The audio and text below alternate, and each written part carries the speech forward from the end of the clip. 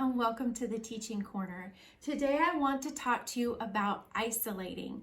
Now, isolating is part of phonemic awareness, which is under the larger umbrella of phonology awareness, and it's the easiest part to do. So what we would do, and there are three different places that you can ask for the sounds for the students to isolate the sounds, and that would be the initial, the medial, or the final.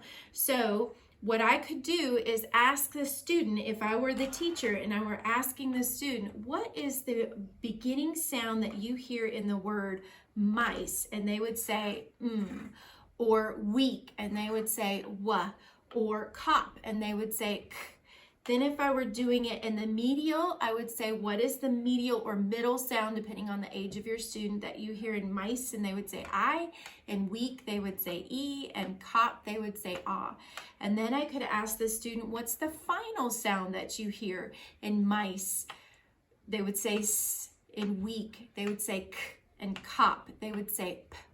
So in any given lesson, you're usually going to just either do initial, medial, or final, but I was just showing you in those three words what the three different sounds would be.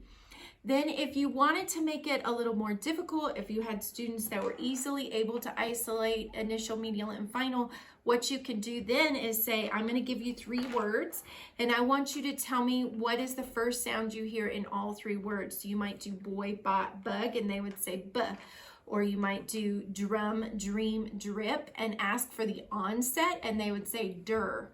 Or slip, slap, slop, and ask for the onset, and they would say sol.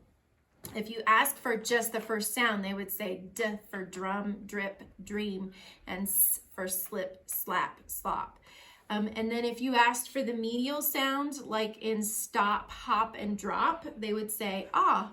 If you asked for the medial sound in flip, lid, and slip, they would say eh, and man, stand, and plan would be ah.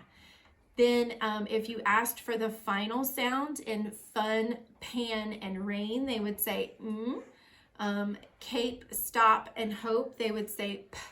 And stand, plan, and drain, they would say So I was doing this as the teacher and the student, pulling it towards them.